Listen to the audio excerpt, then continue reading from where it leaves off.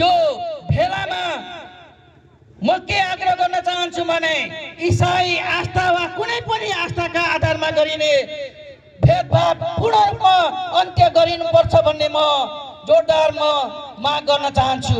आदरणीय दाजुभाइ तथा दिदीबहिनीहरू, संविधान संशोधन गरेर भए तापनि नेपाललाई पूर्ण रूपमा धर्मनिरपेक्षतालाई कार्यान्वयन गर्ने र धर्मनिरपेक्षतालाई कुनै पनि व्याख्या गर्नुहुन्न भन्ने म जोरदार माग गर्न चाहन्छु। त्यसै गरेर 60 लाख इसाई भन्दा मैले हिजो मात्रै 60 लाख इसाईहरू भन्दै गर्दाखेरि धेरै मानिसहरू यहाँ आत्तिएको देखिँदैछ, सुन्दैछु।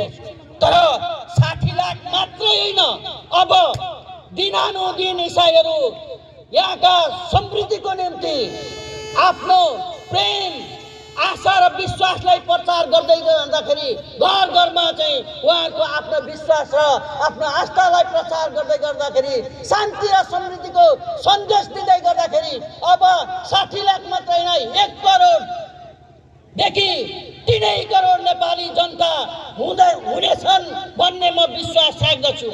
किनभने ख्रिस्ट येशूले दिनुभएको सन्देश यही हो कि आफूलाई चाहिँ क्रुसमा टाँगेर सारा मानिसहरूलाई शान्ति दिनुहुने परमेश्वर जसले शान्ति र समृद्धि दिनुभएको छ।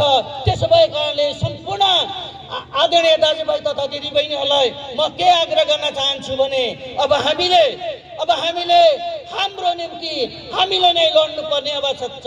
देश अत्यन्तै क्रिटिकल अवस्थामा, अत्यन्तै संवेदनशील अवस्थामा छ। यो संवेदनशील अवस्थामा हामी इसाईहरूले 50औं वर्षदेखि यो देशमा शान्ति र समृद्धिको कामना गर्दै प्रार्थना गर्दै आएका छौँ। अब हामी प्रार्थना मात्रै गर्ने होइन, अब देशको नेतृत्व हामीले गर्नुपर्छ। हामीले यो देशको नेतृत्व गरेर शान्ति, समृद्धि र भ्रष्टाचार मुक्त राष्ट्र निर्माण गर्नुपर्छ भन्ने म जोरदार आग्रह गर्न चाहन्छु।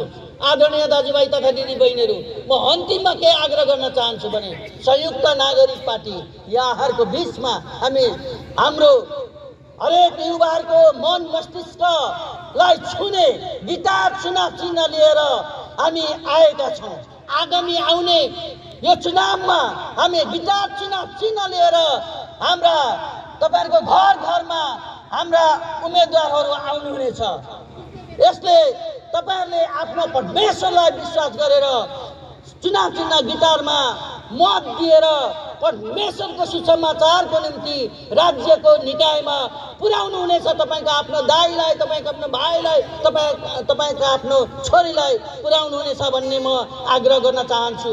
यति भनिकिन नववर्ष 2026 र यही डिसेम्बर 25 अर्थात् क्रिसमसको उपलक्ष्यमा सम्पूर्ण देशवासीमा, राष्ट्र अन्तर्राष्ट्रियमा सबैमा म के आग्रह गर्न चाहन्छु भने यहाँहरूले जसरी ख्रिस्ट येशूको प्रेम, शान्ति र आनन्द यहाँको जीवनमा, यहाँको परिवारमा सधैँभरि भइरहोस् भनिकन म शुभकामना व्यक्त गर्दै म अन्त्यमा इसाईहरूको धार्मिक विधान अनुसार समाधि स्थल अथवा को लागि विशेष गरेर राज्यसँग म जोरदार माग गर्न चाहन्छु।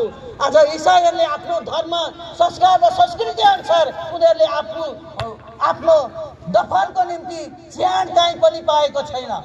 हामीले आग्रह गरिरहेका छौँ नेपाल सरकारलाई।